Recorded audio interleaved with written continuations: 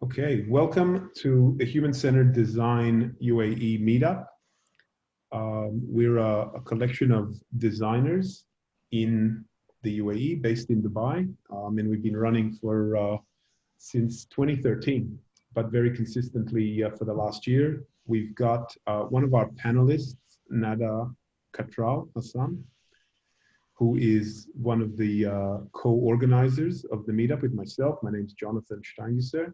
We've also got a recent addition to our co-organizers, Greta, who is going to be co-hosting, let's say, tonight. And also thank you to, oh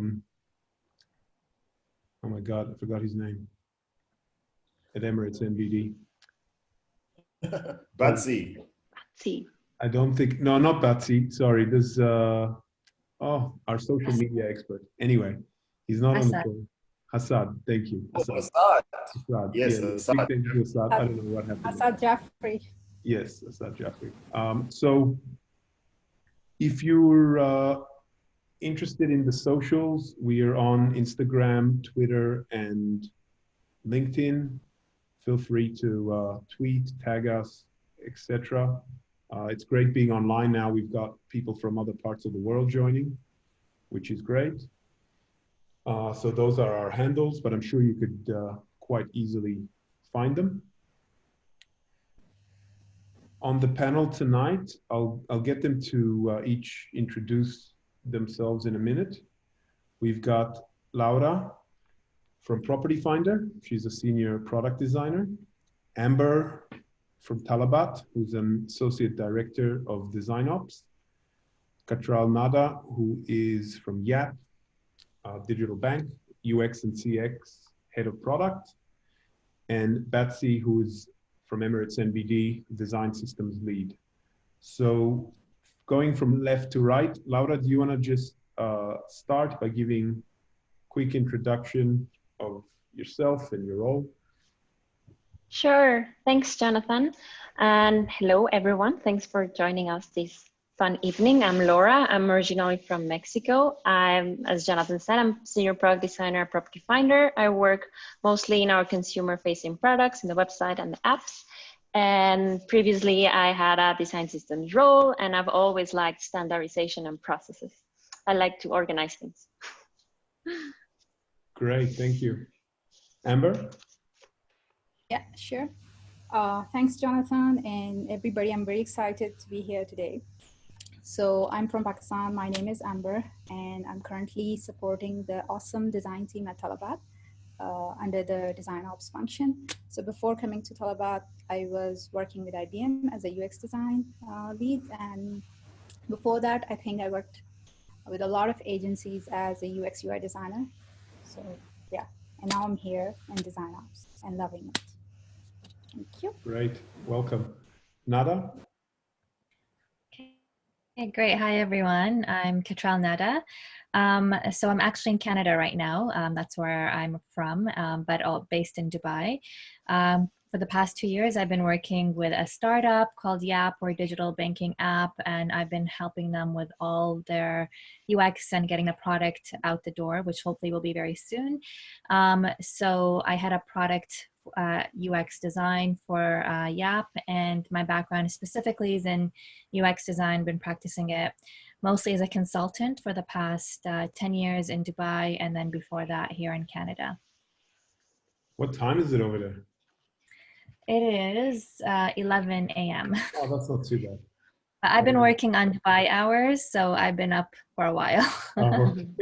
Sure. Yeah. Okay, cool. Welcome, great to have you. Batsy? Thanks, Jonathan. Yeah, so I'm Batsy Madzonga. I'm originally from Zimbabwe, in the south of Africa. My background is started in computer science, then I went into advertising because I loved all things creative. So I pretty much had most of my career has been in advertising. Then I did the switch to user-centered design a couple of years back, and that's what I do now. So at Emirates NBD, I am the design systems lead, which basically means I manage the design system across all our products and subsidiaries. Cool, great. And that, Thanks, everyone. So I might just, now maybe we'll just leave it there on this slide. We'll get started then. So the way we're going to run is we've got some questions. We don't all have to answer the question because some of them are quite introductory. But feel free, if you feel you've got something to add. It doesn't have to be super formal. Don't necessarily wait for me to ask you. But we might kick off with Amber. What is DesignOps?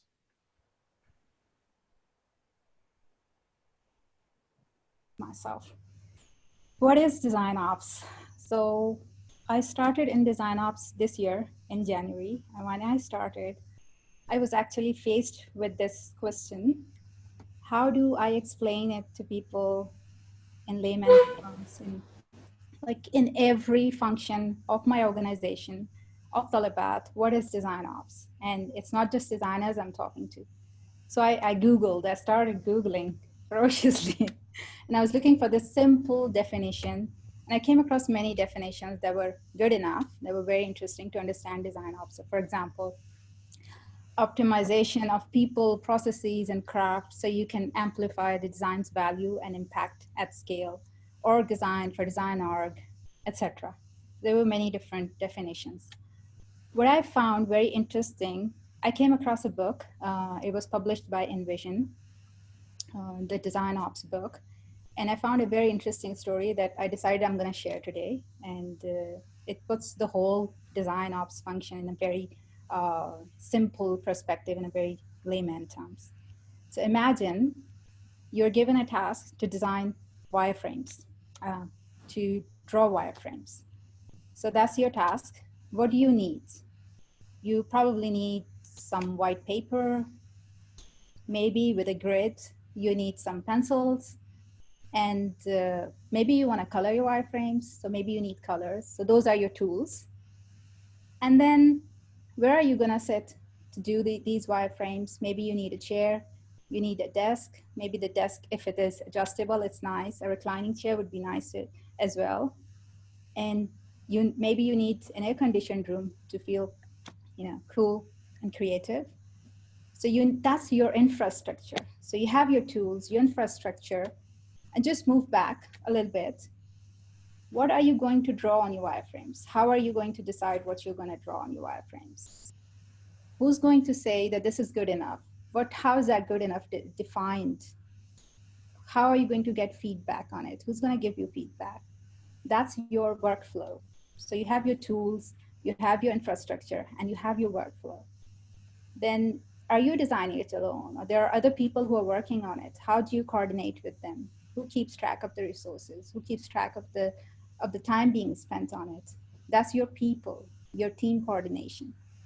So you have your tools, your workflow, your people, and your infrastructure. All these things put together, who's going to take care of all these things while you focus on your craft? And that is when we say, welcome to DesignOps. That's where DesignOps comes in. So it's everything that supports high quality craft, methods, and processes. And we basically, DesignOps people are responsible for all the overhead that makes design happen.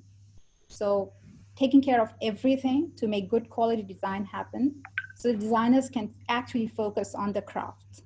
That's in a nutshell for me what DesignOps is. Any one of you want to take? Great. Yeah, I would like to add something that I also read or listened to a podcast, and it's like everything that supports designers like doing the actual work and that do not take them away from their focus. It's kind of like a backstage role and a very enabling and supporting role, like for the team and also for the organization, right? Like Amber, you talk about amplifying the value of design. Like I think DesignOps is kind of that link between the design team with the org, kind of like everyone understanding what each other brings to the table, and reduce frictions along the process. Absolutely. Like we all fancy having diverse teams, working with diverse teams. We see the benefits of having diverse teams, but the diverse teams or great teams, they don't just happen. They're built, nurtured, they're groomed, they're rewarded, and they're crafted with love very carefully. And that is what design ops people do.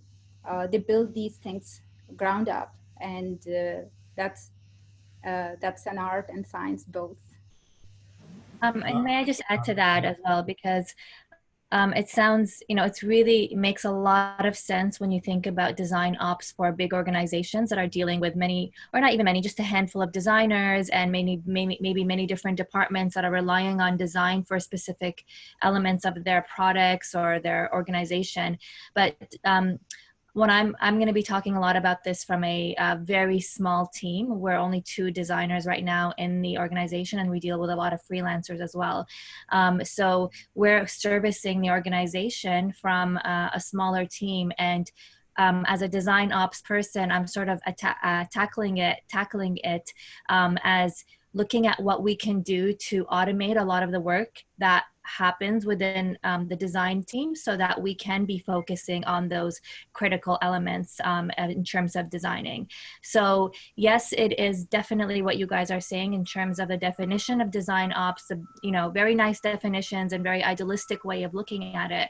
But another thing that I think is going to come up a lot in this discussion today is, how do you actually do it, and how does it actually apply, especially to smaller teams and startups? Should they be thinking about design ops, or should they not, because maybe it's too big for them? And I'm going to be coming from the perspective where actually, even as a very small team of a few handful of people, or even if you're a solo team of 1, you can actually be thinking about how to think about having some form of design ops in the work that you do, so that you can kind of have a system in place to automate a lot of the stuff that we do in design, while servicing the business, and most importantly, focusing on the creativity that we should be putting most of our efforts in when it comes to design.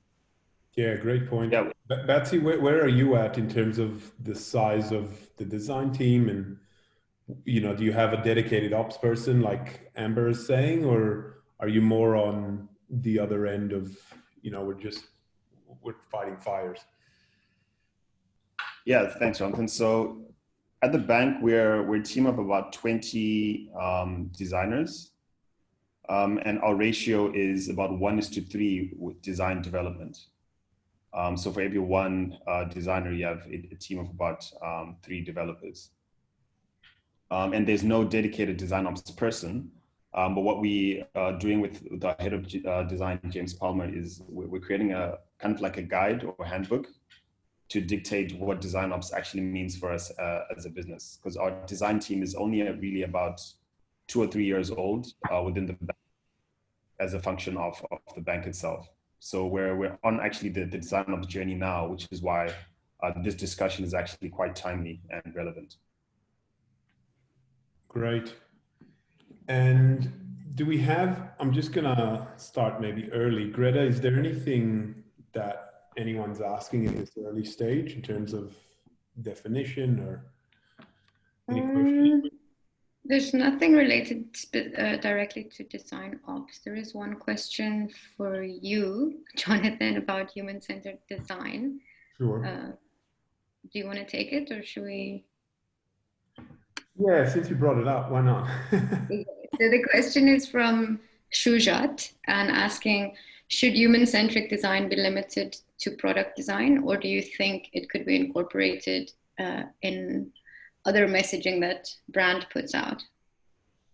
It's definitely all encompassing. So a year ago, I returned to Dubai, and before I did, I've been in touch, even though I've been away for 5 years, with Nada Katral, and we used to be called UX Abu Dhabi, then UX UAE, and we thought of what is the name that's all encompassing. We're not just interaction design, visual design, product design.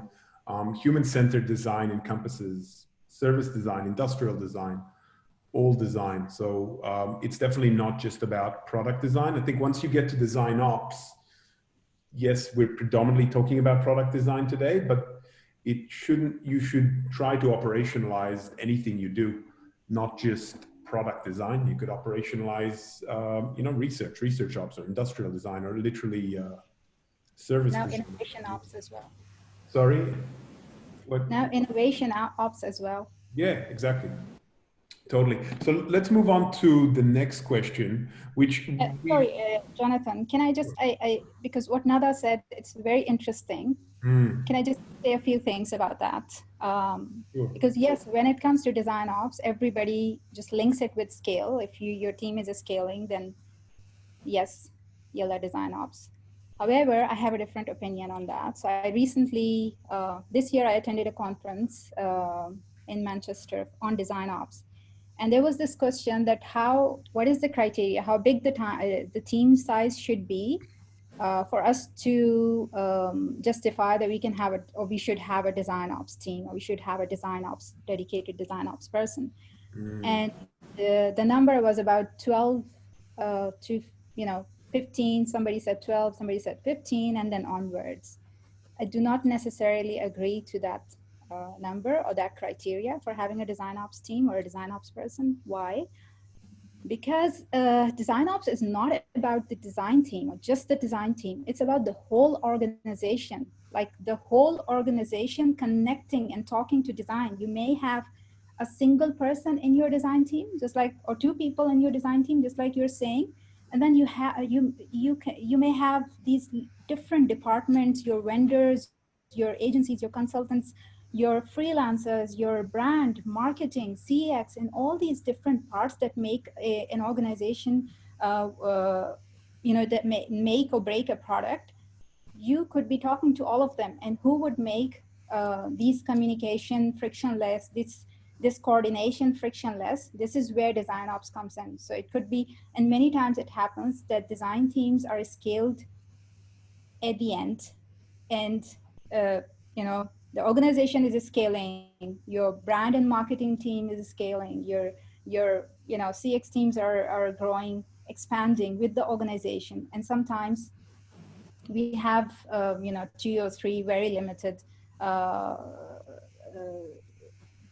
team members in your design team. So design ops is not only about the design team, it's about the whole organization, connecting everybody. Amber, can I ask you, why do you have to have a title saying you are a design ops person? Why couldn't any senior, or even not necessarily a senior, but any designer be, as to Nada's point, why can't they wear a design ops hat and create all those frictionless points in a business?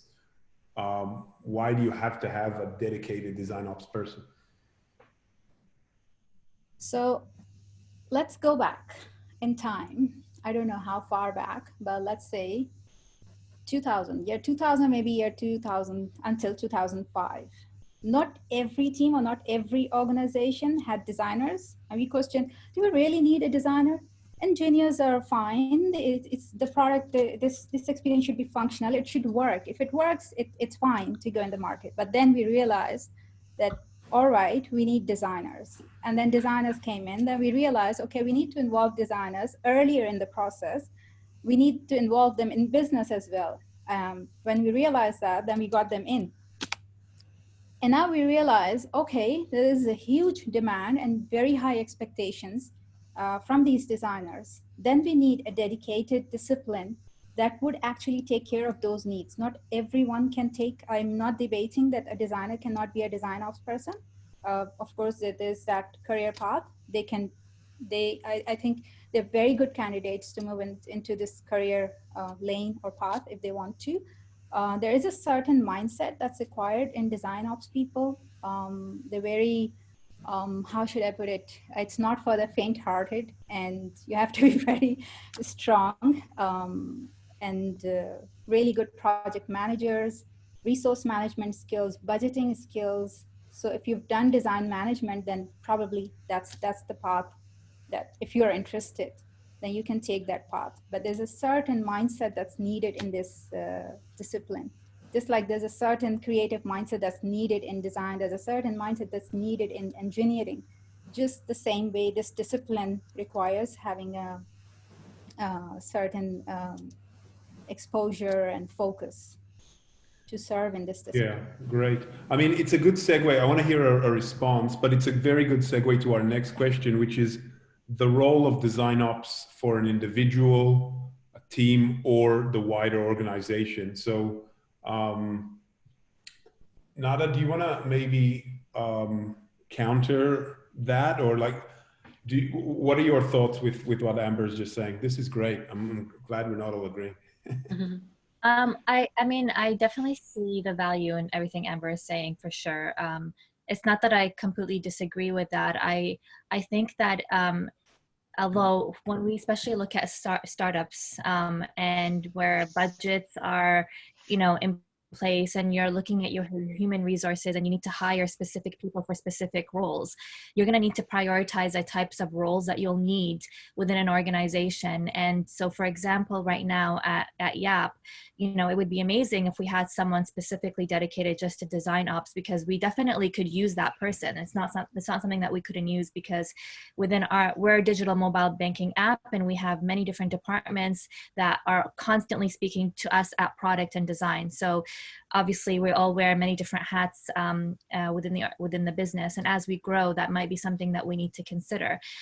Not to say that if right now we could have it, we would never say no to it, but realistically we can't have it, because realistically there's other priorities in terms of the hires and roles that we actually need in the organization to get our product out and rolling. And in that case, that's where I'm saying is that there's still a lot of learnings, because the design ops methodology is extremely important to have in place. And what we need to know is that methodology and how that methodology can spread into an organization, and have someone, for example, me, who's head of product and design, to sort of look at that and say, okay, let's apply methodologies of design ops into the organization as well, so that we don't lose out on things like considering automation, considering how we have design systems in place, considering how the other parts of the business do come to us, and you know, what process they should follow when they do want to come and speak to us. And of course, ensuring that the designers that work within our teams, and you know, whether they're freelance or whether they're in-house or whether they're agency, because we're working with designers in all those different spaces, still follow the right processes and systems and have the tools in place to focus on getting their work done.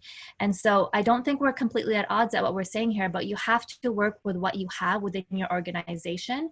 And maybe in the future, once we launch and everything goes well, hopefully, it could be a position where we can then say, no, guys, we need to have someone fully dedicated on this internally. But realistically, right now, we can't. And I do realize a lot of other organizations and smaller organizations, startups, will not be in a position to be able to justify that hire for now. But it doesn't mean that we cannot apply that methodology into our business.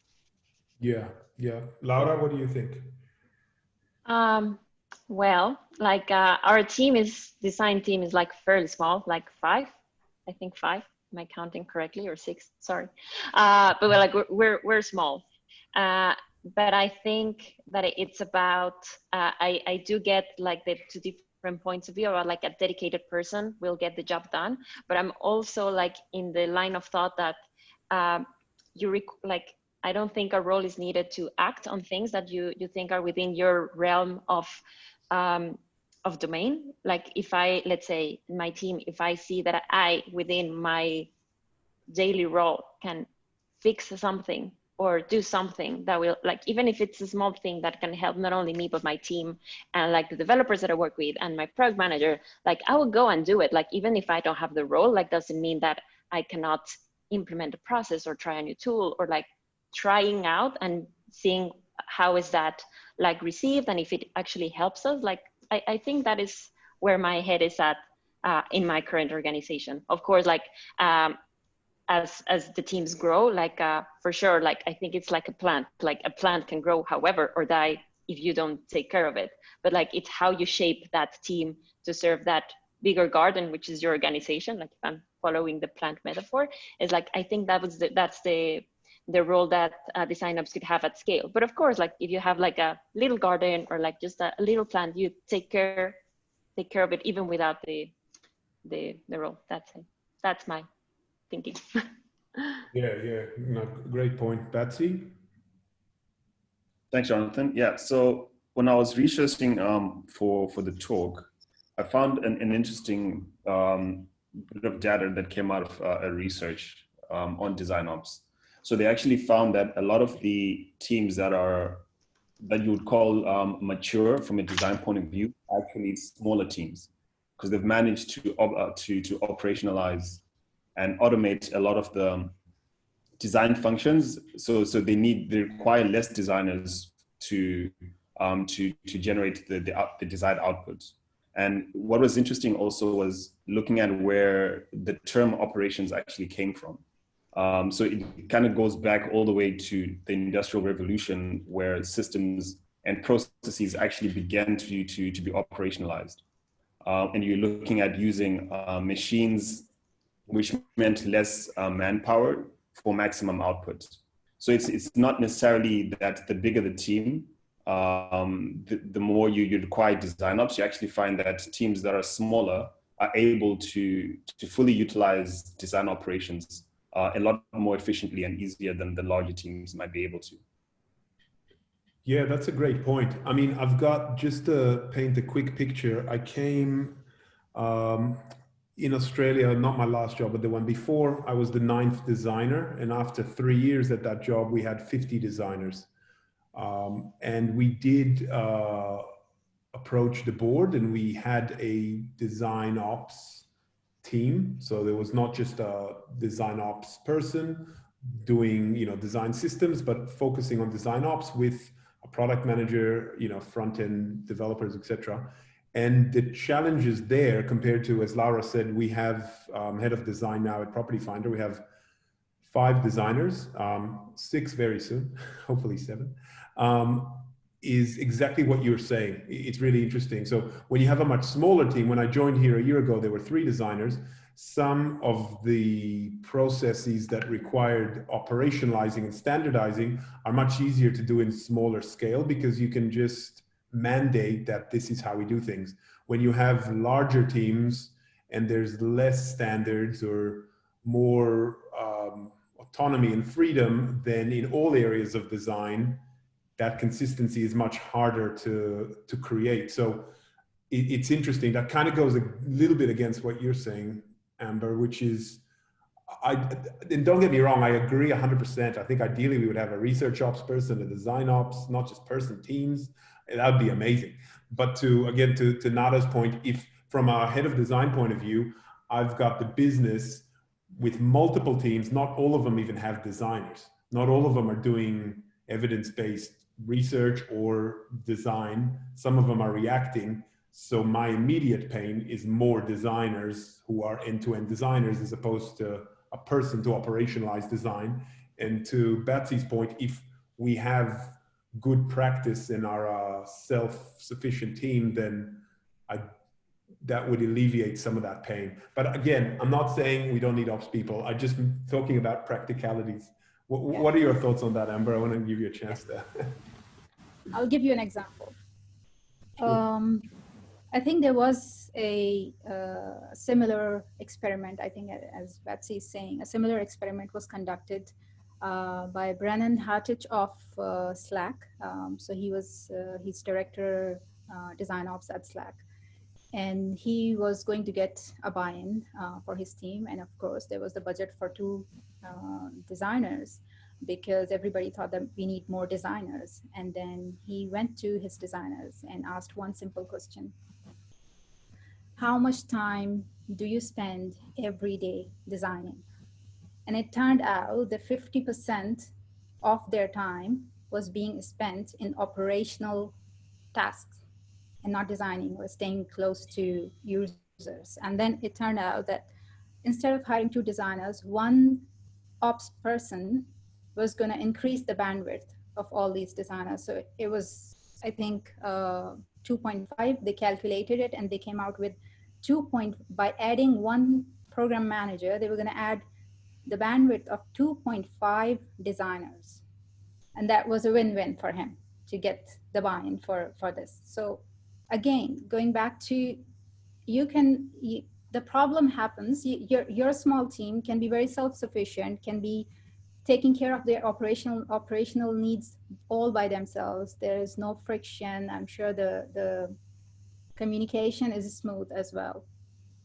But as you scale, as you have more functions in your organization that want the support from that design team, then of course there will be problems with their bandwidth. There will be problems with, they will not be able to manage themselves. They will not be we expect designers to wear all sorts of hats. Like we want them to be project managers. We want them to be UI designers, UX. As design is becoming mature, more and more mature in organizations, that's not a good direction to have, or that's not practical.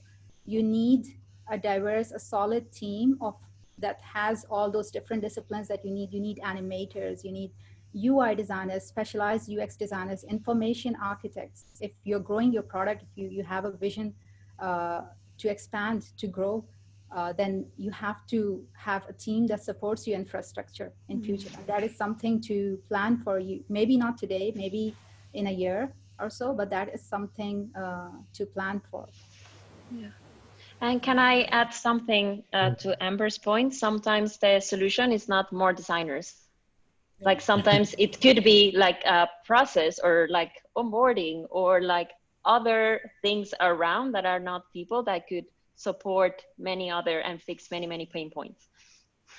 Yeah, that's a great point. Totally. Yeah. And what are, I'm going to deviate from the questions. What are people's thoughts on if you have, if your organization is mature enough, and I realize that that's not everywhere in Dubai, but if you do have an organization that for a designer, they conduct research, interaction design, as well as visual design, those three disciplines, and you then get to a point where you have a dedicated visual designer or a dedicated researcher, could that person be also working on operations, or no, in your view, you have to have a operations person? That's, I guess, for everyone. Nada, do you want to take that one first? You're on mute.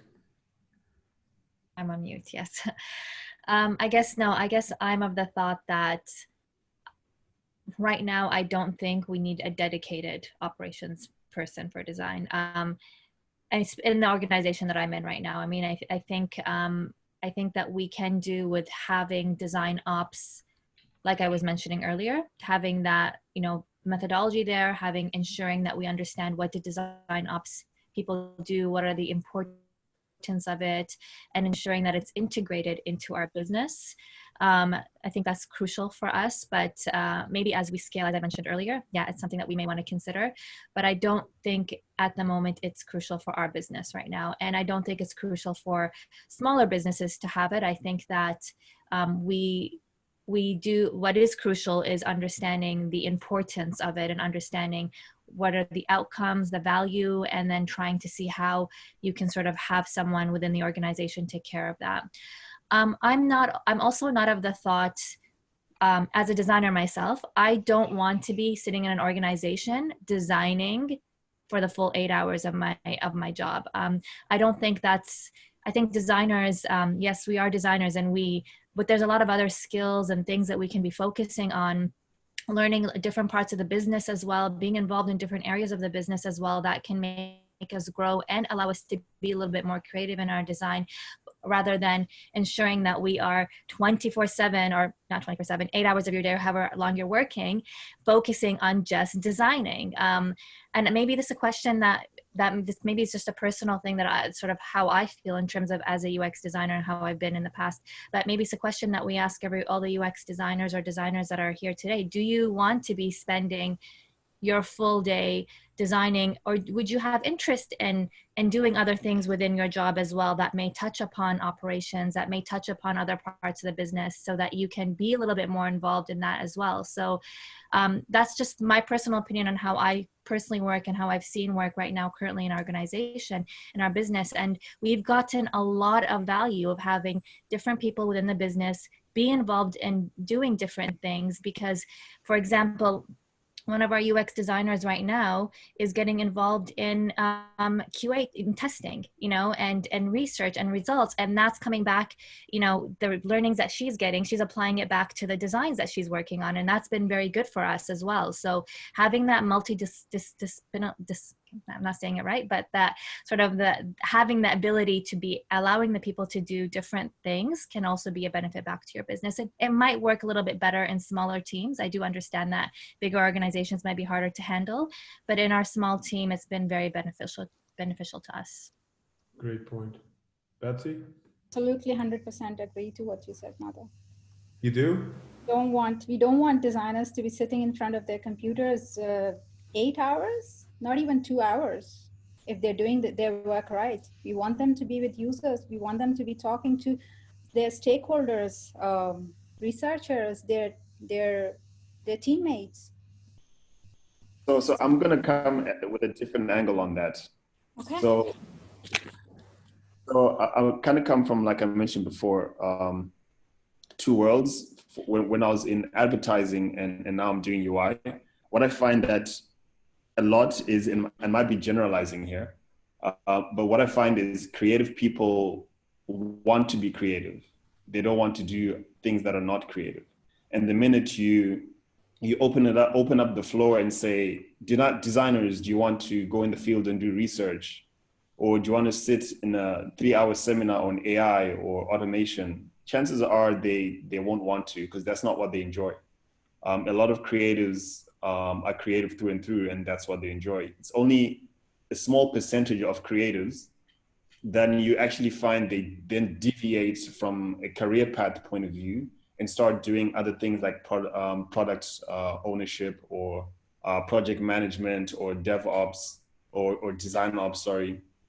So I'm not actually sure if designers want to be doing something that is not necessarily design and would enjoy it.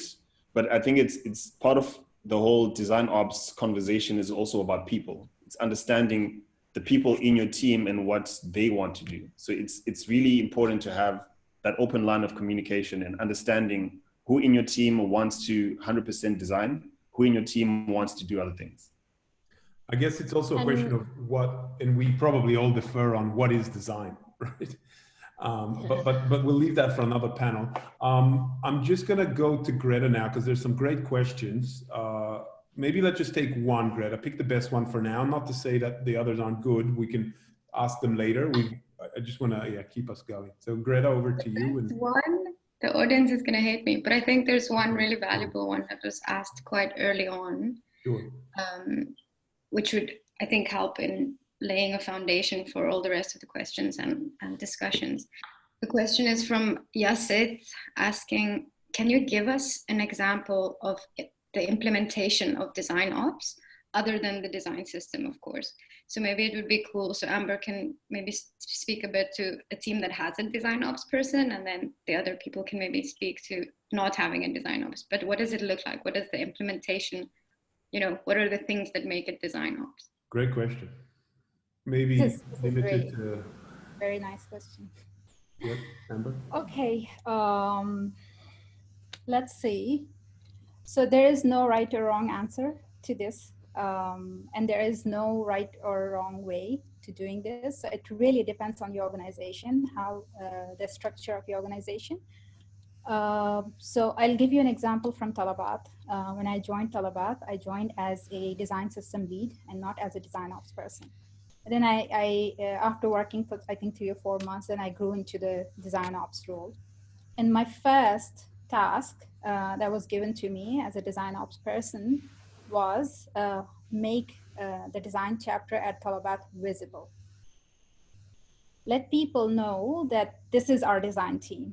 And then we thought about it, how we should go about doing this. And then I got some direction from my leadership.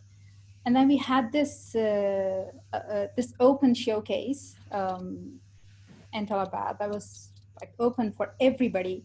And it was like a gallery format. All the designers put up their work on the walls on these large posters. And it was also our new design system. So we sort of launched it to the entire company. Everybody came over and they saw that, okay, this is the new thing that is happening at the company. And this is the team behind it. And these are the people.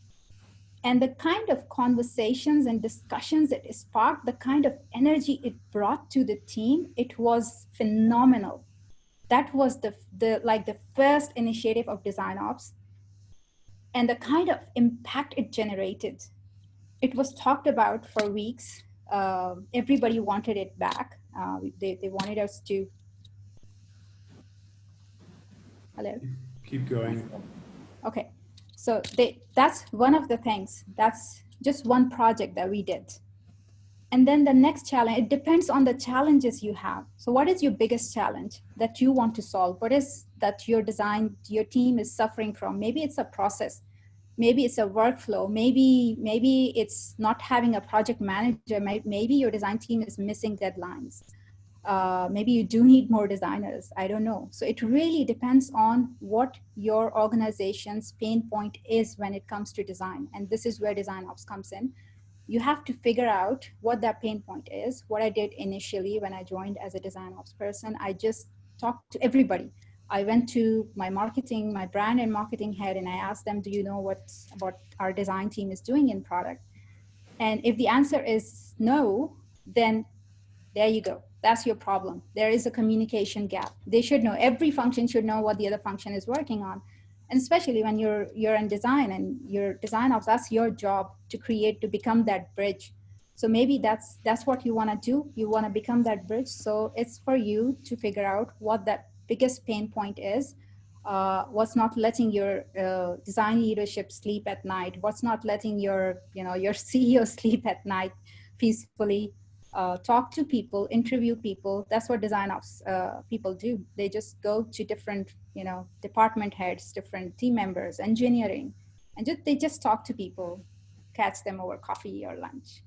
That's a great point. So you're saying it's to do with design strategy, and if you've got a mature design team, understanding your priorities as a design team, and if design ops, or could be research ops, could have a research ops person if that's your priority.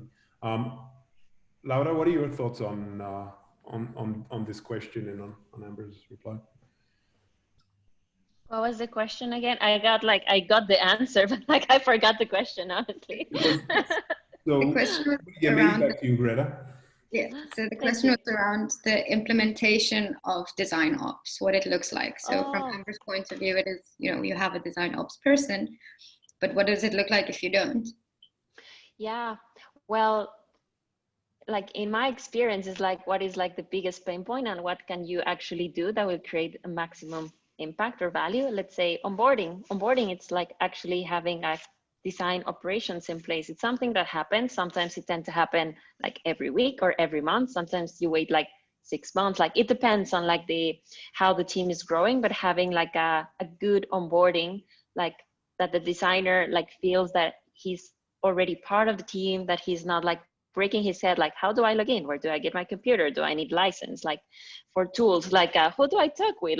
Where do I go for lunch? And that you escalate, imagine joining job the first day and you don't know where to go, who to talk, where do you see it, who you're gonna work with.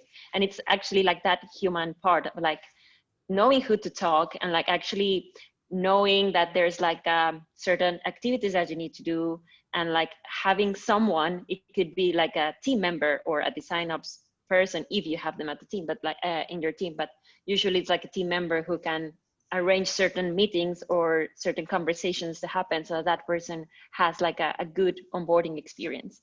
And how would that impact the organization? You will have designers being I don't wanna frame it around productivity, but about more feeling part, feeling a sense of belonging, that you're joining a team and you know what your role is as an individual, how are you contributing to a team, and then how does that team contribute to a wider organization vision and strategy. So you could see it in very practical terms, but also how does that amplify around. Yeah.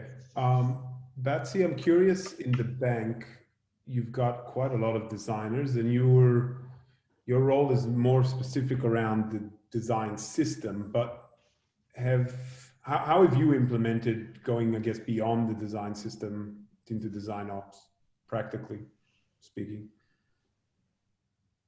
Cool. So we have a lot of people in the team, or some people in the team, that are specialists in what they do. And what I find is empowering those people to talk to the rest of the organization. So whether it's people from the business and product teams, or people in IT and development, if you find the right people within the design team to actually connect the two teams and talk to the two teams, you find collaboration and operations a lot easier to implement. So as an example, we have UX people who work closely with the product teams to gather requirements and filter those requirements down to the design team. And you have people in the design team who speak to developers every once a week to do reviews. So we actually do some code reviews as well, where design team looks to see if the design system has been implemented properly down to the code level. Then you have what I do, which is speak to people from most of the silos in the bank when it comes to actually implementing the design team from a process point of view, whether it's from business or product, all the way down to design and development. So I think our approach so far, as far as DesignOps goes, has really been about empowering our design team members and picking out people who are great at kind of being that golden thread between all the teams that make our digital products happen, and empowering those people to communicate design needs and expectations and making sure that it's implemented all the way through to the release. Cool. Nada, do you mind if we jump to the next question and you answer it? No, that's fine, because I think everyone just answered that on Cool. point. So there's no more to add there, yeah. Greta, we'll do one more question from the audience and then we'll go back to our list of pre-created questions. So over to you, Greta. Cool. I'm gonna cheat. You said one question, but it's one person and the questions are kind of linked. So I'm gonna make it like one question. Great. That's why you're here. So Helen asked, what are some of the measurable values of setting up a design ops in your company? So she's interested in the KPIs to show the value for the business. And then she followed it up with, what are the weak points of design ops that you could pay attention to when you're setting it up? Both are really, really good questions. Yeah, really good question. Nada, do you want to go first? I'll pass that one to Amber, because I'm pretty sure that you guys have a set of KPIs in place right now. It would be interesting to know what they are. Okay, the KPIs part, I would be honest, is tricky. However, we have been able to, because before you get the buy-in, you need to prove how you're going to measure it, how you're going to show success. So we've been able to set some KPIs. There are two things when it comes to the design team itself. One is the maker time and the other is the exposure time. So the maker time, basically, this term refers to the time that designers spend on the craft and not on the operational things. And exposure time is when they have the time, or the time they spend with users. So these are the two KPIs that we aim to move or improve. So more maker time, more exposure time for designers, and less operational things or project management or team coordination or alignment kind of things. So this comes out of, depends how you are doing your project management for design. Some people do it in any project management tool, so it comes out from there if you have your sprints and everything planned, or you could even look at designers' calendars and see how much time they're using, or you can interview them through a survey and establish this benchmark. Another thing is the overall team health, which DesignOps is responsible for. And there are many scales and quite some good literature available online if you go see how to measure design teams' health or any team's health. There are some ways to measure that. So you could benchmark it before you start or embark on your design ops journey. And then you could show progress on that KPI. There is also all the product KPIs that we want to move with our design system, consistency, There is also the design debt. If there is any way you are measuring your design debt, so DesignOps also help you or support you with communication, which means less debt, smoother processes, faster turnaround time. So these are all the KPIs that DesignOps deals in. But which one, sorry to pin you down, but is your organization specifically asking you to be accountable for certain ones? And like, how is that going? How long have you been measuring it? What's working, what's not? Is it, do you think, a good measure? Yeah, so I think we went through a splurge of growth, Talabat, as product, and design that actually has become the focus or the prime KPI for us to focus on for DesignOps at the moment. So we have a dedicated project for that, to take care of our design debt and achieve consistency through our design system. And we have some KPIs for our design system as well, which has to do with consistency and components and 100% adoption, achieving 100% adoption of certain components on our key flows, etc. So those are the primary for us this quarter. Okay, so do you have a team, or is it just, are you the only DesignOps person? So we are building our team in DesignOps. So next year we should be more people in DesignOps, program managers, mainly we would be hiring.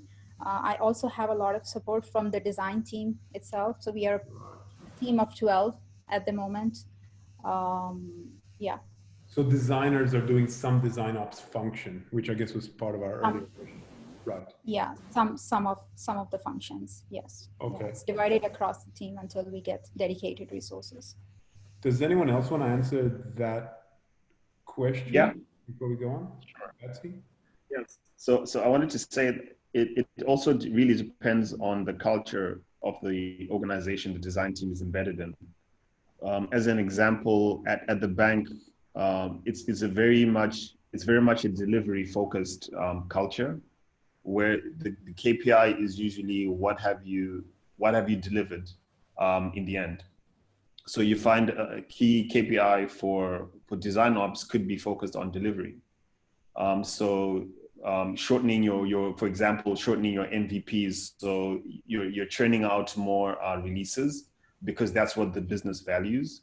It could also be a cost KPI, where if your business values cost reduction and cost efficiency, your KPI might be how many designers do we really need to achieve our business goals efficiently and cost effectively. So you could kind of set up operations around maximizing a smaller team for maximum output. It could also be speed of delivery. So how quickly are you actually delivering your designs could be a KPI. So it all is based on your organization's kind of KPIs and what your organization values. Cool. Laura, did you want to add anything else before we go on? Like weak points, I wouldn't say I have like a straightforward answer, but like I think one recommendation is always to start small and choose a pilot project and to actually show that value to the org, right? Like when we're talking about like when is the right time for DesignOps to appear, like is it when it's a small team, is it when it's too big to manage? I think running a pilot on DesignOps in a pilot project that it's like contained and you can actually handle everything around it, like could be a good thing. Sometimes I think if there are too many things to solve or too many problems, like DesignOps, it's not really the magical solution to everything. Like I think like historically in design, like and the trends, we've kind of like assigned like specific new thing as a silver bullet, like that will solve the thing. I think right now DesignOps is like really interesting, but it's also not going to solve everything. So actually starting small, like testing it out and seeing how can that look like in your organization and in your team. Definitely it's worth a shot. Yeah, great point. And I think that actually one of the major challenges is just trying to prove your metrics and your success metrics for the work that you're doing. And a lot of the time, probably the work that you do in DesignOps goes unseen. You know, it's like sort of the machine in the background that's making everything work. And then you know, you can come back and say, well, we were able to have this MVP out, you know, a month earlier, but other parts of the business are going to say, yeah, that's because of the fact that we did this, and that's because of the fact that we implemented this. So it's a KPI that's going to end up being shared among other parts of the business. And you know how that gets. Politics and business, especially in larger organizations, I can assume can come to play. So, you know, DesignOps, I think, and because of its infancy probably right now, will have to have the challenge of kind of proving and showcasing that metric. And as UX designers, we've been there. I mean, those who have been practicing UX for, you know, the past 15 years, you know, we at one point were also questioned about our value, and, you know, very few businesses actually had UX designers in place, and designers were doing UX or engineers. And, you know, we've been there, and now we're able to show that metric, and we see that organizations and businesses are actually competing on UX. So, you know, we've gotten there. And I think over the next few years, probably that's going to be, maybe, hopefully, we'll see that coming out of DesignOps as well, and other ops, research ops, you know, all these little back end sort of things that we're doing, that machine that allows your design team to continue running, you know, we'll be able to prove that a little bit more and have the push from the organization or business for it. Yeah, great point. And agree with you, Greta. UX writers are there too, with the research ops and design ops folks. UX writing ops, that'll come after UX writing. We need that as a discipline first, right? I might skip the question and go on to another one. So the design ops focus on 4 pillars, according to some schools of thought, which are design process, team coordination, design tools, and design culture. How do you apply these pillars to your current role? Laura, do you want to start maybe? How do I apply these pillars? Or do you apply these pillars? Of course I do. In a different way. So I think design processes are like, have always been at my heart, like my background, like just to give a sense of where I come from. I grew up as a designer in editorial. So as an editorial designer, where there's a lot of process and ops and like everything around it. So I worked with managing editors, with content, with editor, like with like all sorts of different disciplines. At the end of every 2 weeks, we delivered something, which was like a printed magazine. But it's like, I feel like I am like from the old age. But how do I embody that learning like in my now digital work or role that I have is I think it's very important to learn. I have like a way to see what we're doing now to learn, right? If we're constantly changing how we do things, how are we going to learn what is working and what is not? When you look back in retrospect and say like, oh, this project like didn't work, like why didn't it work? Was it because of the design? Was it because like if the right stakeholders were involved at the right time? Was it delivered at the right time? Like who needs to be involved at different stages? It's kind of like the heart of design processes, right? Like everyone knowing what needs to be done and when, and having that transparency and like sharing that journey without it being like, oh, it's the designer's responsibility, or it's the content or UX copy responsibility, or it's the ops responsibility. It's kind of like, I guess, I think every actor has a role, and it's important for everyone to know that. Actually, it's not the best experience to find out that you're responsible for something and you didn't know, which somewhat tends to happen. I guess I'll jump into team coordination. I really love planning and meeting deadlines. Like I really do love Excel files and like organizing, because I think that gives me as a designer and other designers that I work with like peace of mind and clarity of what's coming or what we need to do. And if there's a change, like we know what pieces we need to move around, in terms of like having good planning and coordination as a team. What else? Tools. Well, We recently migrated to Figma, which was like a big move, but like a great move at a timely, at a timely time. We've seen like, of course, like we saved money, but we also like seeing like how developers and product managers are more involved in the process, which in our design process, which of course it has led us to like, we need to create like emojis, or like, how do we organize files? How do we name things? Where do we put them? And how do we communicate these to others? Because like, we're no longer working in our like sketch tool and then publishing to Zeppelin, and like you leave, you start to get to places where you have to republish and update for different tools. So that's where I think like the operationalization, sorry, of tools as part of DesignOps, like it's great. Like, we're now doing what we were doing with 3 tools in one, and it's actually helping not only designers but like other cross-functional team members to have more visibility. It's great. Awesome. And what else? Oh, well, culture, like actually culture happens whether you want it or not. So you can actually take an active role and help define that culture. Culture is there, like it's invisible, but it's there. And if I think as designers and as a design team, we all day by day create that culture. Of course, like there are some more specific things or rituals that support that culture, feeling free to, and creating that safe space to give and receive feedback, not only in the design team, but also like with other teams that we collaborate with. So that's it. Awesome. Who wants to go next? Yeah, I can go next. Sure. So the 4 pillars from a design system point of view, starting with process. So what I try and do is, like I said, from a design system point of view, is create systems that connect designers with developers. So an example is we had a problem where design was iterating so much on design components that we're losing track of the changes being made with development. So we had to create a process that allowed designers to submit their change requests on like a Google form, and that change request was then plugged in automatically into a Google Sheet. And that Google Sheet has all the change requests done in a particular sprint.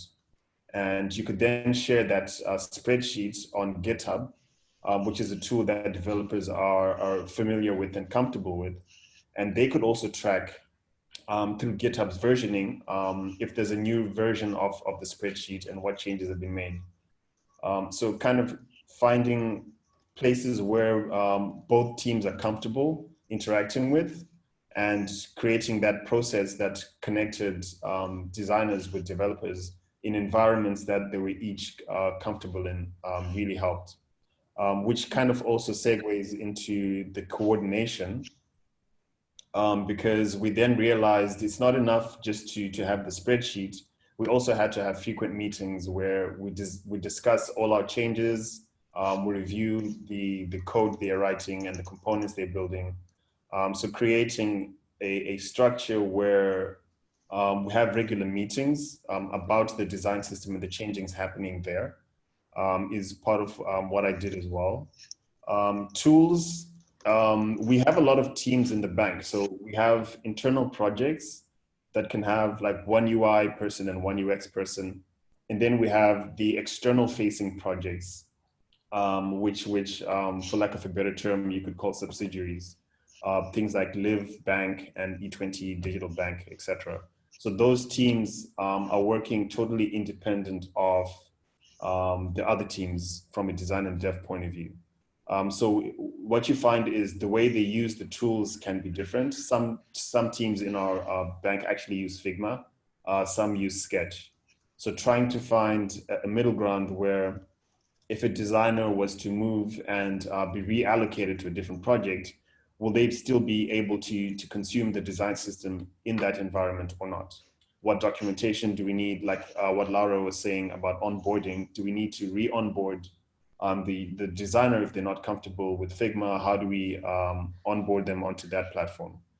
Then as far as culture goes, what I've seen with the design system is it's actually freeing up the designer's time to focus more on the user experience and less on the UI, because we have quite a mature design system now that's actually empowering designers to focus more on creative solutions rather than focusing on like UI, the way the UI looks, because we've come to a point where that's at a mature place. So we have a culture of creativity, and I've seen a change in how we actually approach design, because even our UX people are beginning to consume the design system. So we don't have to wireframe with pen and paper. We can actually wireframe using actual components. Maybe in the future, we'll actually be able to prototype using built components instead of just Sketch and Figma components. But yeah, I think that's how the kind of the 4 pillars look like from a design system point of view. Cool. Nada, Amber, who wants to go next? Sure, I can talk to you about it from a product perspective. Actually, a lot of the stuff that Basti said, we're kind of quite similar, except we're a much smaller team. In terms of the design process, we have a very stringent process in place as to how we release anything from a design perspective, and we clearly, you know, we put that together for the whole organization to know about. So if someone from marketing or someone from data wants a change or an implementation to our product, they would already know what the process is to actually come into the design team and try to, you know, push that that change or that request to us. So that process is outlined for them, and it goes from creating these business requirement documents. And then once it comes into our team, we have a stringent process in place where we need to ensure that the research is there, the backing is there from a research perspective. Does it require us going out and, you know, speaking to customers to verify and validate, or is it enough for us to continue because other, you know, research has already been put in place, or it's a push from business? So the process is there in place for us to get to the point where we will say, okay, let's design this, and here's sort of the process of design. So it's multi-processed from the inception of an idea to the actual output that we get at the end. And that's something that we've had to put in place, and we're constantly iterating based on what we see happening and what works for us and what doesn't work for us. And especially as the team grows and as we have more people involved in the team, this is, you know, there's different things that we need to consider from that perspective. In terms of team coordination, so right now, some of that is done by myself as head of product, but I also depend a lot on other people within our business who are taking care of operations in general. Again, we're a small team, a startup, so we have someone specific in the business that's focused on operations holistically and does take care of a lot of the stuff for us, like ensuring, you know, tools and subscriptions are paid for, you know, all things such as any sort of tool that we need, any, you know, timings and scheduling and all that sort of stuff is being taken care of by someone who's taking care of all of the operations across the organization. But we're very much in touch and closely speaking to that person so that, you know, it's quite aligned, and, you know, design specific coordination is considered, of course, at all times. In terms of our tools, we do have specific tools that we have decided to work with. We are using, we're a sketch company right now. So we use Sketch, and we, you know, we push out our sketch into Zeppelin. So we're, you know, obviously I think I can understand, like I was just telling some of my colleagues this week that I've been so annoyed with Sketch and I'm thinking of moving to Figma myself, but we haven't made that move yet. I need to look into it a bit more because it would require a big move. But it's something that obviously share our learnings there. Yeah. So, but you know, when we think about tools from a design perspective, it's not just the tools in the design team; it's the tools that extend outside, especially into the engineering teams, because they are consuming our, you know, designs that we're pushing out, whether if we're pushing it out into Zeppelin and they can't read a image because it's not in the format that they need, you know, so they need to also have access to specific tools, because that kind of comes back to us and it adds more weight and heaviness on our team. So we're looking at the full tools and how that sort of works. We also use a really, really great tool called Abstract, where we put all of our files in place, and we have a really great way of seeing which files are being pulled out and that's really been great for versioning control within the business, so that multiple people can have access to different files and products for us. So that's one I think is a really big push for DesignOps, and one that if you haven't looked into, I would recommend it. And then when it comes to culture is really, it's exactly what Laura was talking about earlier in terms of looking at your onboarding experience, of how you sort of, you know, push that culture within every single person in the business, and ensuring that you have a really good understanding of your people, but also you have a good understanding of the culture of the business too, and marrying the two together. And this is, again, goes back to how we think about in UX design. We think about our users' needs and our business needs, and we design something that can meet and satisfy both. And similarly with culture, business has a culture, designers have a specific culture that they're comfortable working in. You need to understand what those are, and then you need to ensure that there's an alignment between the two, and that needs to be a promise that's kept on from a business perspective's end as well. So it's something, as a startup, as being very small, we're learning. We have a culture in place. The more and more we grow, and the more people we hire, that culture is being impacted by new people, what they bring in, and it's something that we're being very vigilant in ensuring that it's going to we'll have something steady and in place to push through a culture that, you know, a culture that supports their colleagues. And one of the great things about the, you know, YAP and where we work is that design has always been at the heart of everything that we do. And it's always been a really big push from top down. So it's not something that we've had to fight for. Everyone in the business understands the value and realizes the importance of it, and gets involved in so much of, you know, the decisions we make when we're pushing out this product to market. So the culture has been quite strong then, but we do realize as it grows, things might change. So it's something that's top of mind to ensure that it will be looked at and in place as well. Awesome. Amber? Yeah, I think all of you guys touched upon some of the bits that we have also incorporated in terms of process and tools, team coordination and culture. As a pillar, we have combined design process and tools into a single pillar, and we call it workflow because they're closely integrated. So it's like these processes that we have, our design process is not ours. We realize that. There are a lot of stakeholders. I think as Nada also talked about it, that how it is engineers are involved in it, product managers are involved in it, and other functions as well. So this process is a constantly, it's an iterative process. It's like an MVP. We are constantly trying new things and tackling the challenges that we are facing, or taking care of the gaps that we are identifying, and improving on our processes, introducing new tools as well, both for our designers and engineers. And when it comes to team coordination, I'm responsible for that, and I am that bridge of communication between different cross-functional teams and within the design and engineering teams as well.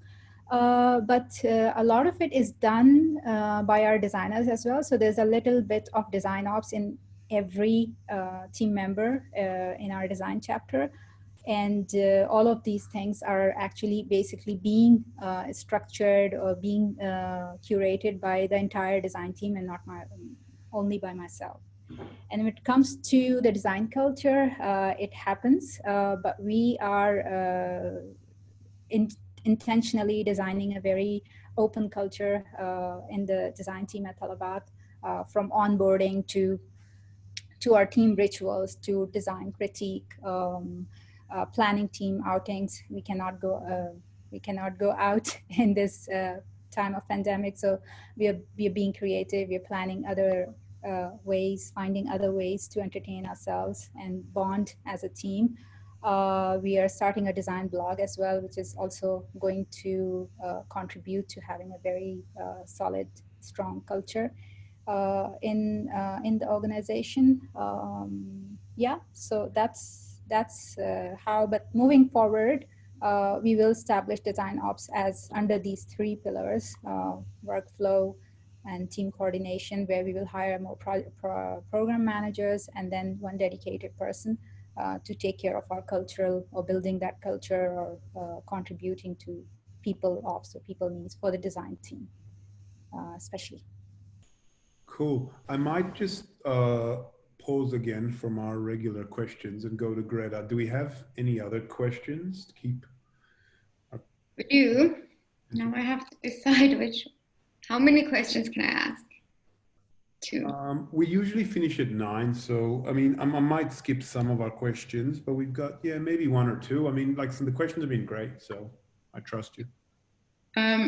Okay, so there's one here which I think is quite relevant to the discussion. Very early on, we spoke about the role of a design ops lead, and one question here from Gabby. It's not directed at anyone, so anyone can pitch in. Do you think to be a design ops lead, you need to have been through all of the design hierarchy to know what a team needs? So one word answer, maybe I can answer that. One word answer is no, you don't. I have seen people in design ops coming from all sorts of backgrounds, from project management, from product management. It's anybody who has got that mindset, who loves the practice over craft, who loves practice more and maybe craft less, who might choose this career path, has got a good knack of project management, resource management, budgeting, and has got a heart of steel, man. Got to be strong. Mm-hmm. Yeah. Betsy, you look like you were putting your hand up there, I think, or maybe you just stretching. I can add something. Oh, well, you go, Betsy. No, go ahead. No. Oh, yeah, I agree with Amber. Like, I don't think that you need to go through all the design ladder of roles. I think it's important that you cover like core characteristics, like as Amber said, like planning, scoping, strategy. Like it's actually a role that has to be strategic, but actually also understand what's happening on the ground, right? So it's that link and connection between the team and like important stakeholders. So I think it's like someone with the feet on the ground, but like with the head like 3 months ahead, and like being able to scope and map and make sure that everything is mapped out correctly and sourced correctly in a good way for the design team to actually do their best work. Yeah, I think it would be very beneficial for someone in that role to at least spend time, if they are going to take in this role, to spend time in each of the different departments that they're serving, or the teams that they're servicing. I always remember one of my friends, she's a CFO. She was a CFO at McDonald's, and she actually would go after work and work at McDonald's like any other person that worked there. This is one of my friends in Australia, actually. And she did that out of her own will, because she said, how am I meant to sit there and understand how to design and automate for businesses if I don't understand what's happening in the stores themselves? And I was always so impressed by that thought process of hers. And I think it's crucial for anyone who's trying to really, you know, understand teams and how they work, to actually get your feet into their shoes, understand their pain points, understand what's going on with how they actually work if you're wanting to coordinate for them. So I would recommend that they would do that if they haven't had the experience of being in those teams. 100%. I second that, because a key part of design ops is actually empathy, communication, being able to speak the same language with the other departments. And you can only do that if you take the time to really understand, like now they're saying, their pain points, what keeps them up at night. What's interesting is at the bank in our digital department, our motto is our job is to make your job easier.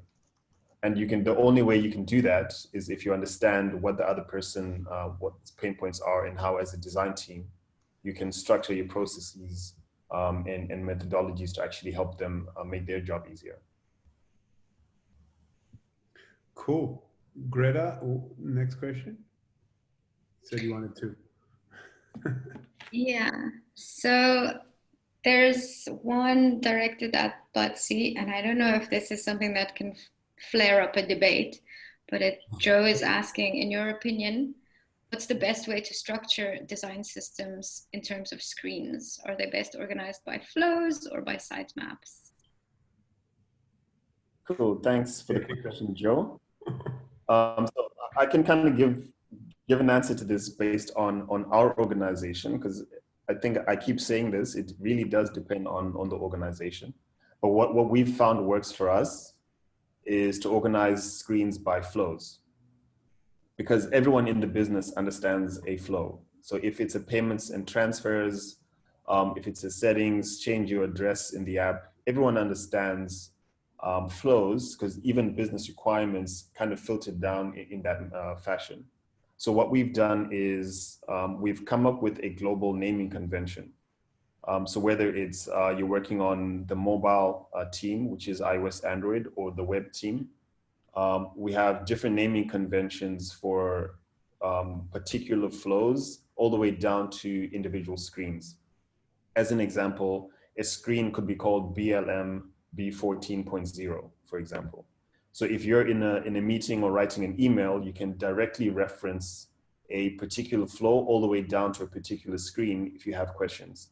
And anyone, doesn't matter what department you're in, whether it's IT or business or product, you immediately know what that naming convention is, what it means, and you can actually find the individual screen that's being referenced in that email, for example.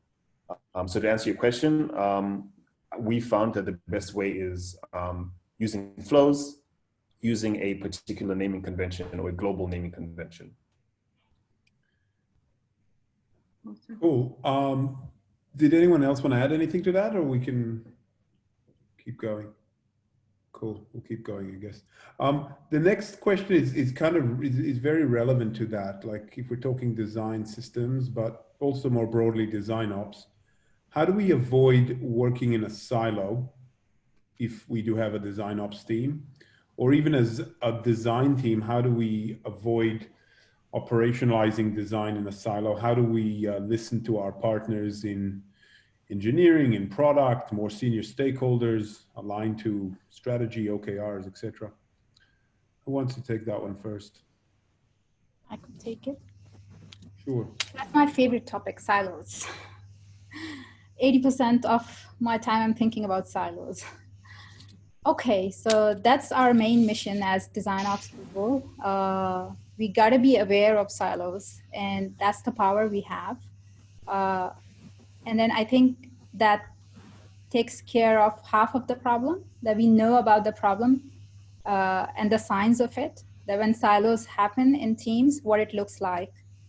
When gaps happen, communication gaps happen, which lead to silos. This is the team, or these are the signs that your team will look like. So I think that's powerful to know that. And in order to avoid that, I would say do the same things that you do for others. Put the same team rituals for yourself, the same communication tools, the same that you do for other teams. I don't have a really big design ops teams, but that's my concern as well, as when I grow my team and I scale my team, that is something that I'm going to be very aware of, and that I'm going to keep my eye out on. But Amber, how do you prioritize or fight for priority? You said currently you don't have reports and you're using other designers. Now those other designers are being asked by the organization, I assume by product management, to work for them. How do you prioritize design ops and fight for operationalizing design as opposed to these designers doing other things? So how I do it, I listen very carefully to my design leadership and leadership in general, product leadership as well. What are their pain points? Because I'm here to solve not only my team's pain points, but also to solve the leadership's pain points. So I try to understand what their main pain points are, where they're struggling, whether it's communication, whether it's missed deadlines, whether it's any blockers due to design. And then from there, I prioritize. I simply go and ask them what's hurting you the most. And from there, I get my direction. That's how I prioritize, always align with business, always align with business, always align with your leadership. But you sound like you evangelize DesignOps. If you're only listening to the business and they're saying DesignOps not our problem, we need more designers, how are you going to mature DesignOps? Yeah, imagine that DesignOps is not even in the conversation, right? So I'm the one who's going and saying, okay, this looks like a DesignOps challenge. But before I say it, nobody knows this is a DesignOps challenge. They only know that this is a challenge that we are struggling with. I know as a DesignOps person that I have the solution. We can fix this workflow.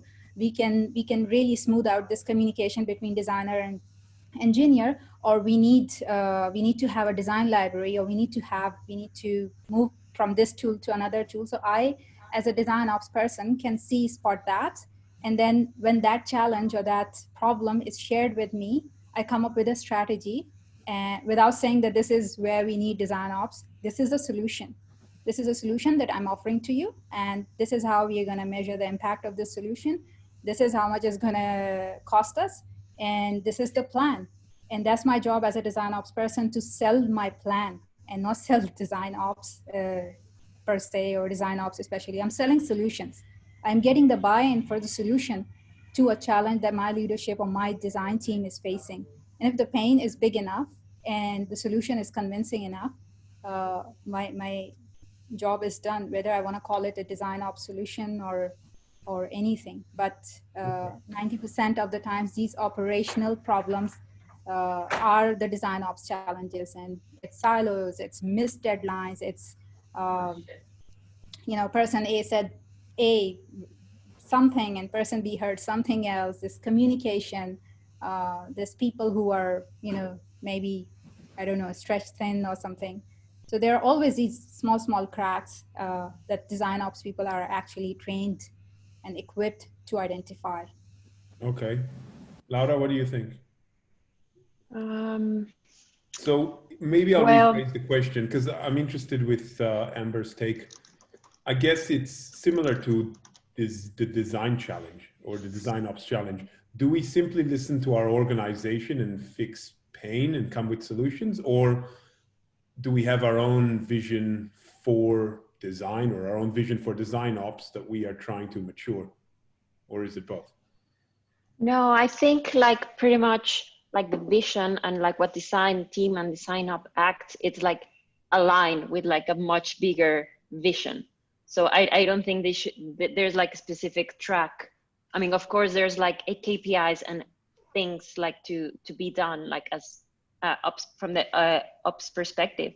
But I would say that like to not work in silos and like to, I don't know, to bridge all the different needs and pains from like all the different stakeholders. Of course, there's alignment, and there's also like understanding, like what are the needs, what are the problems, prioritizing, and creating trust. Of course, like if there is no trust in the design operations or design team, or like it's trust between each of the different disciplines and what they bring, and that for sure comes with showing value, right? Like if they see that DesignOps action ABC produces ABC results, like you'll get the trust, you'll get like the buy-in, and it will be less and less more conversations about I don't care or you don't care. So it's more about how can the ops side can support, and how is that showing value and results, of course.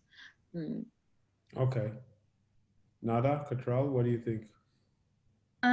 So I think, I mean, this question, when I first saw it, I thought to myself, how do you even work in silos? Especially in our organization. I mean, it just doesn't work. It doesn't happen because every process or flow that we're designing, it's integrated to other parts of the business, and we have to be in communication with them. So it's just not even possible for us to take like a flow. Like, for example, if we just think of a payments flow, you know, that we're working on, we cannot, you know, a designer can't go and work in a silo, you know, or on their own on that. You know, you need to speak to an operations person. You need to speak to your engineering team. We need to have a push from product. So everything that we're doing in the organization anyways, from a design perspective, is connected to other people. So I don't even... How big is your startup? How many people work there? Well, right now in the office, we're about 20 to 30 people, but we have about, I mean, I think we almost have 60 to 80 developers that work with us. So we have a big development team because there's a lot of different products that we're working on pushing. And we also work with different agencies externally. So the core team internally is about 20 to 30. And I say 20 to 30 because there's people that go in and out of the office as well, with different roles. So we're still quite small for what we're trying to do. You know, we're releasing a digital bank out into market. So it's not like we can be any smaller than that. But the point is that we can't afford to work in silos. It just doesn't happen and doesn't work right now, not with the way our organization is structured and not with what we need to do to actually get our product out to market. Cool. Betsy, you're in definitely the largest organization across the panel, with a lot of complexities from many layers. What are your thoughts on, well, two questions. One was, how do we avoid working in silos and listening to our partners in engineering and in design and elsewhere? But also, does DesignOps maturity come from listening to the pain of the business, or do you have your own vision and metric that you try to enforce, or both? Okay, so I'll answer the first part. So you find that working in silo happens when you're a bigger team. So I've seen it in our team where before COVID happened and the lockdown happened, we were on a floor and design team had like 2 tables, and next to the design team, literally like 5 meters away, you had tables for the development teams. So iOS, Android, and web. And you found that even though we were like 5-10 meters apart, we didn't know each other's names. Because again, working in silos doesn't necessarily only mean when it comes to requirements and churning out designs. It can also mean socially, where you don't know each other's names. So if you have a problem, if developers have a problem, most of the time they only went to one person because they only knew me, or when Laura was there, Laura. Hi, Laura. So it's one of those things where you need to empower people to talk to each other. And what's interesting is I found now that COVID happened and we're first forced to work at home, and it's actually opened up lines of communications a lot more. For some reason, people feel more comfortable to call rather than just walk up and talk to someone. So developers actually know designers' names now, and vice versa, because we're working remotely and we're kind of forced to collaborate a little bit more. Working in silos could happen because of just personalities and temperaments. Not everyone is comfortable and confident enough to actually email someone or walk up to someone and ask if they have problems. What was the other question, Jonathan? The other question was, do you mature, like you're a design systems lead, do you mature your practice by listening to the pains of the business, or you have your own vision and you know what best practices around the world, or both? What are your thoughts?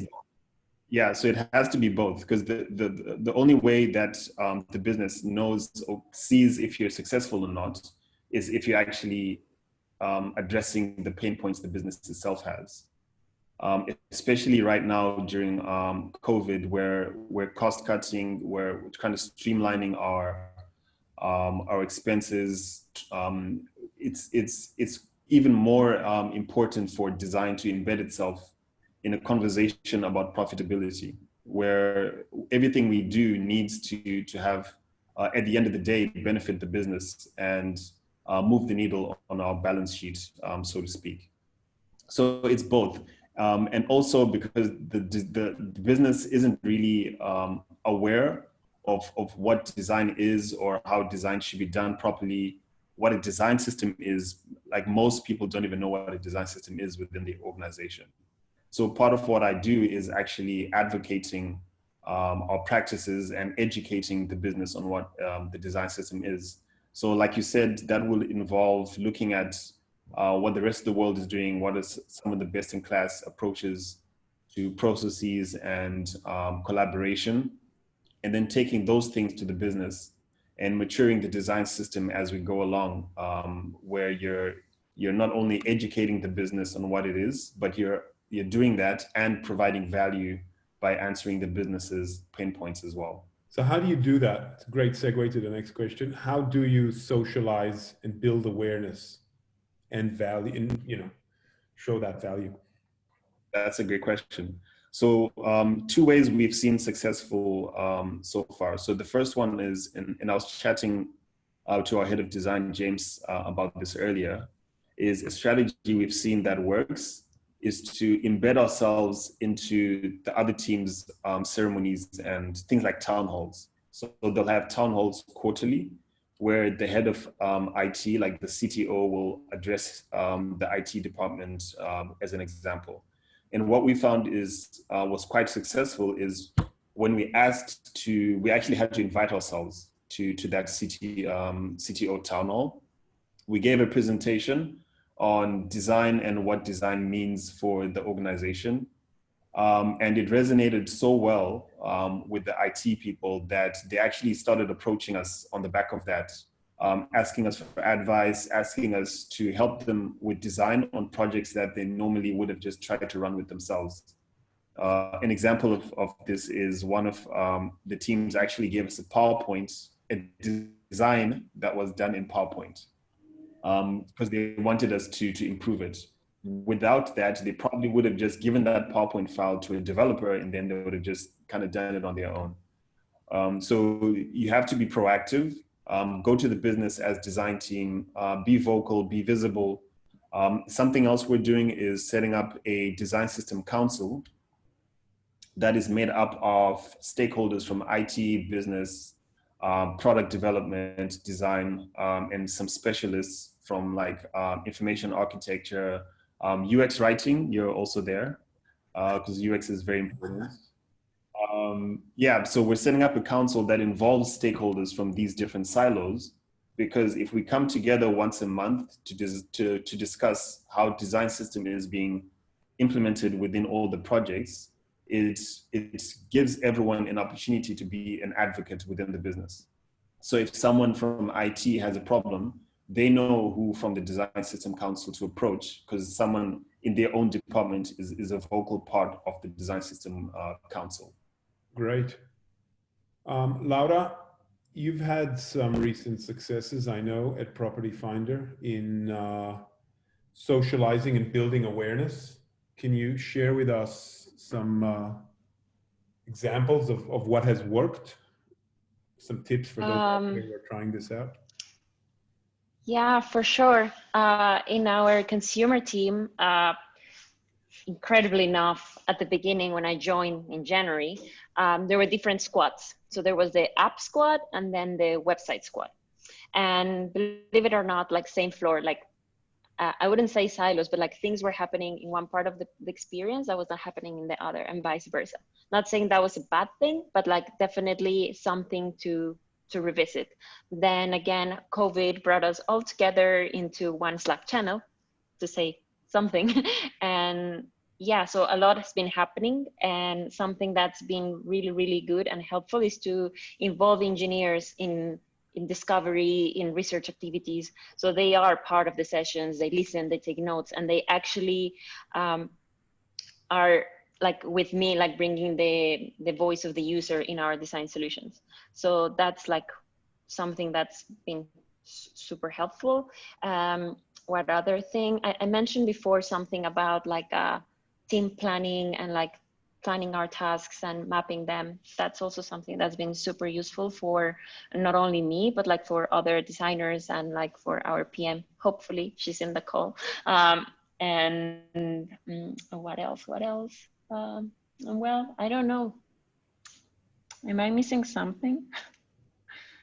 Yeah, and socializing and what were we talking about? Building awareness of DesignOps.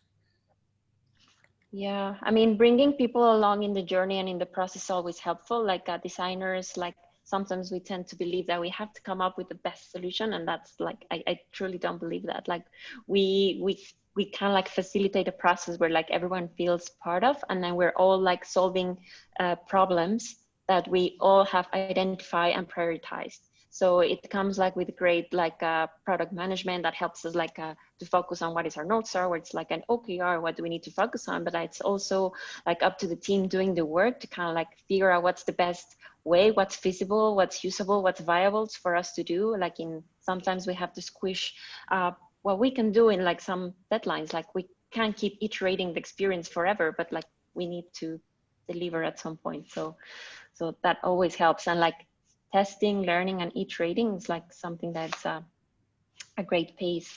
We're also introducing like an experimentation process and framework for us to like test more and experiment more.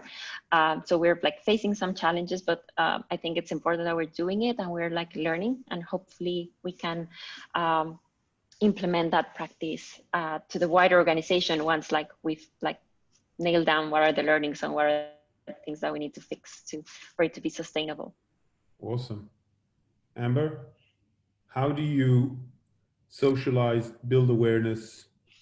You're the only one of the panelists, sorry if I've been a bit hard on you, because I'm really curious and interested, at growing that practice. Like you've got a large enough organization of developers and designers, and someone over there understands the value.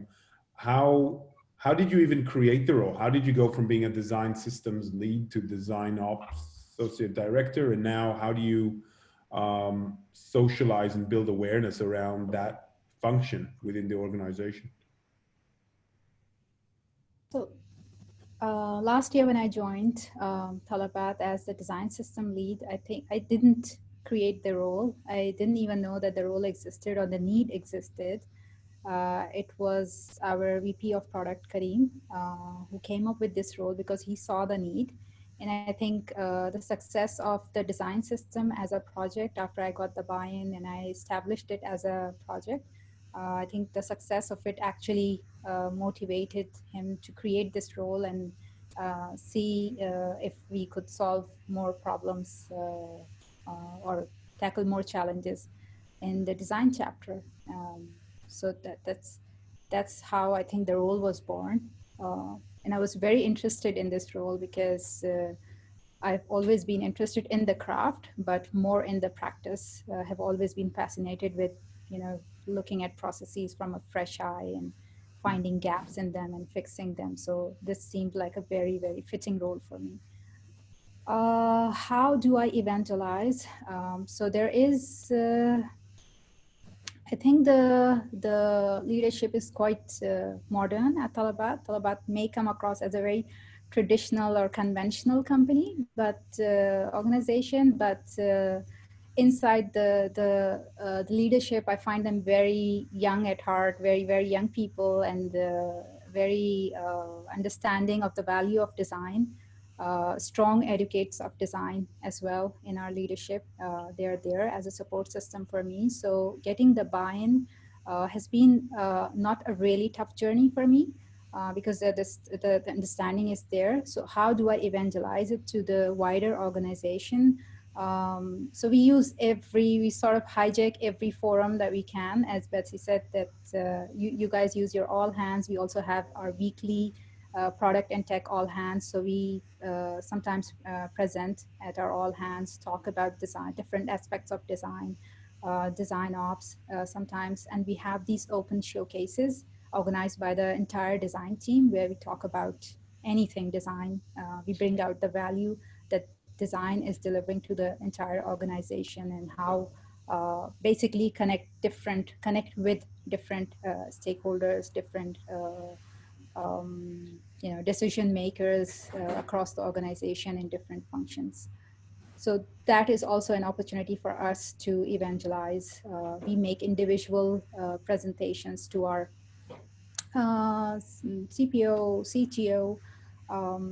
I also organize sort of hands-on or learning workshops, or these connectivity sessions with engineers, where we just talk about, I just let them talk about their pain points, what challenges they're facing when it comes to collaboration or communication with design, in order to just have that learning from them, what their pain points are. And that also creates it evangelizes DesignOps, because they know that I'm in DesignOps, and they're communicating, or they're speaking to a person in DesignOps who's listening to them, who understands, empathizes with them. So this also creates a lot of awareness, takes care of the awareness factor. Great. Nada, did you want to add anything before we go on to the final question? No, I think that's pretty much covered. Awesome. So we might go on to the final question, just conscious of time, and then we'll pass it to Greta. We'll let her choose whether she keeps us later or not. It's a great final addition from Betsy, so thank you, Betsy. We just added it today to our discussion. Looking to the future, what will DesignOps look like with the advent of AI and automation of certain design functions and tools?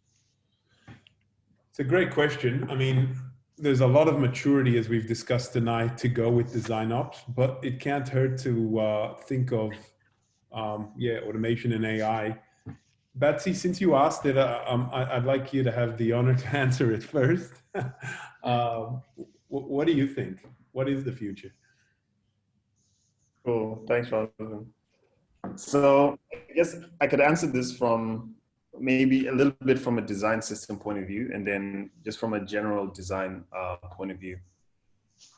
So we've seen a lot of companies starting to create tools that automate design functions. So things like turning wireframes into actual tangible designs by kind of linking the design system components with an AI model that recognizes sketches and doodles, matching the components one-to-one, and actually putting that together into a functional prototype.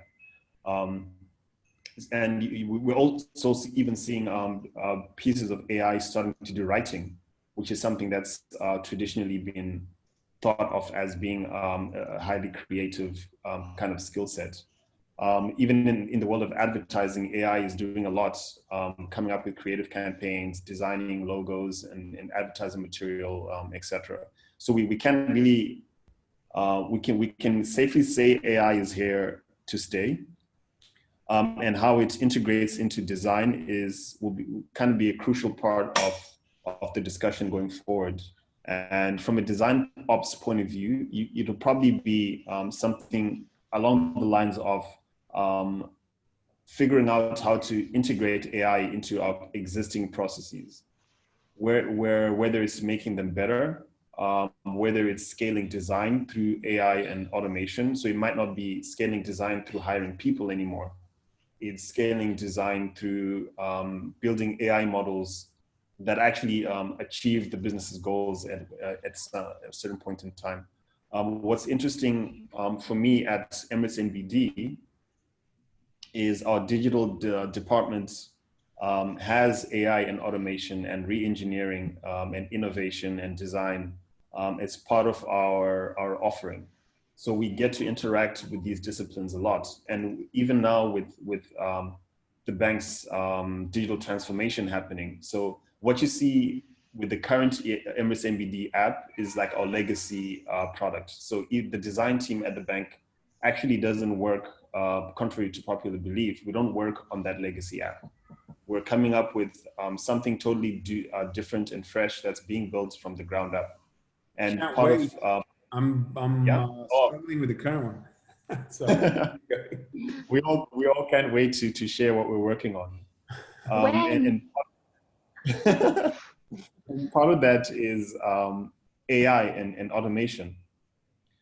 So what I see happening more and more is design actually coming up with solutions from a creative point of view that actually leverage AI and automation. So everything down from our user experience and some of the things we're able to do, for example, our onboarding journey for signing up for an account digitally on the app.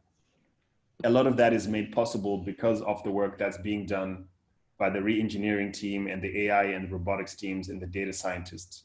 The data scientists are also crucial to our hyper-personalization.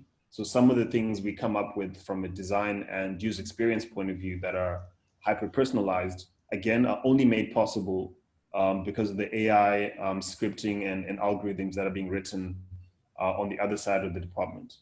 So it's actually becoming a lot more ingrained within Emirates NBD's strategy in as far as using AI and automation for user experience.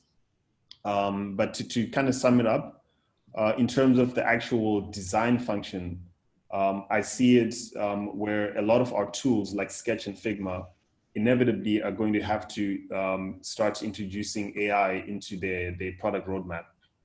Because it is really an extremely useful tool where if you have a mature design system, there's no need for us to worry about pixel perfect designs and swapping out wireframes with high fidelity design, because AI can easily do that. We need to now focus on the UX side of it and actually coming up with better experiences and kind of step away from the UI work, so to speak. cool. That's it for my rant. What's the future? No, I liked it. It was good. Amber, you're on mute. You just got to unmute yourself. Sorry. I think DesignOps would be the first candidate to go for AI because we want to scale and we want to support organizational scale through this function. There aren't as many designers as we need for digital transformation in every business, which means that we need the support from AI to scale our tools, our processes, and take care of the mundane things that we don't want our teams to be stuck with. So I think it's a very interesting topic. And Betsy also shared a very great article that you wrote with me on LinkedIn. I read it. It's very, very interesting. Cool. Nada, any final thoughts? Future? I think it would be worth having maybe a talk on how do we apply AI to the UX process. It's so easy just to say, yeah, it would be great to have AI. What does that actually mean? I don't even know. I'd have to look a little bit more into it. I mean, in the UAE, AI is having a bot that kind of tells you, that answers your questions for you. It doesn't work That's properly. kind of like, okay. I think we can agree with that. I want the AI to do. Yeah, if somebody can build it for me. We need to really, open up our minds to understanding exactly what AI is and maybe not using that word as loosely because, I mean, just coming obviously from a Dubai perspective, it's used all the time everywhere and nobody really knows what it means besides having a bot. And I don't believe that's what I think AI can do so much more, and as Betsy was saying, AI and data go hand in hand. You can't do AI without having data. And be worth having a little bit more talks from experts and data scientists and seeing where their thoughts and ideas on this is going to go and how does that impact UX design and human-centered design. Yeah, great point. Laura, any final thoughts? The future? Yeah, the future is uncertain, right? But I think like two things that got me like reflecting this afternoon is like, I think our practice needs to evolve and adapt to what's happening in the world. So I think pretty much, I'm not saying it won't happen, but I think certainly some parts of our process or tools will definitely benefit from being automated and saving us time to focus on on the critical and like leaving some stuff to be automated for sure. But we also need to adapt and like choose wisely how to incorporate it. Because of course, like if AI means something different from everyone in the organization, that's where alignment and communication and like having like strategy of how to get to point A to point B. If that AI is the question, I think it will be like a great journey to witness, right?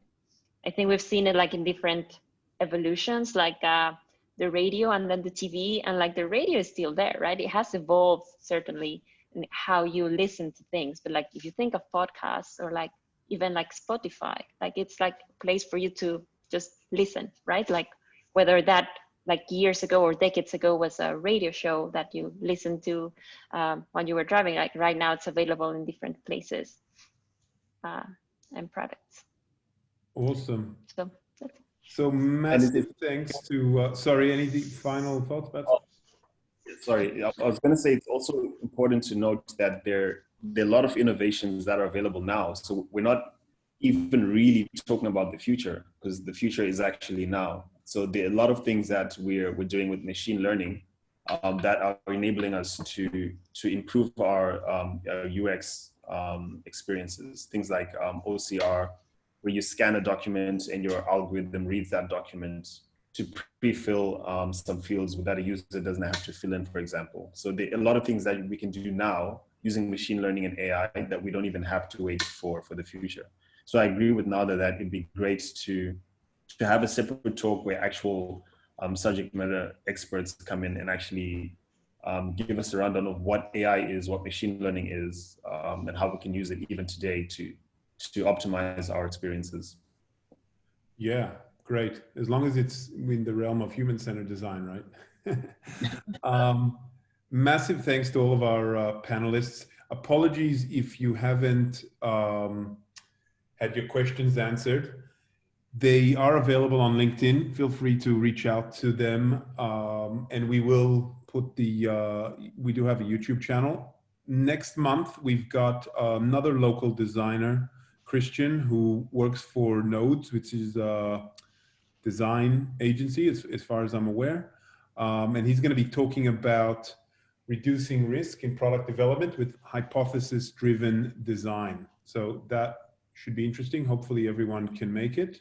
And yeah, just wanted to thank again Amber, Laura, Betsy, Nada Catral, and Greta, who's been an amazing co-host. And thanks everyone for joining us. Have a good evening. Thank you. Thanks. Bye, guys. Bye.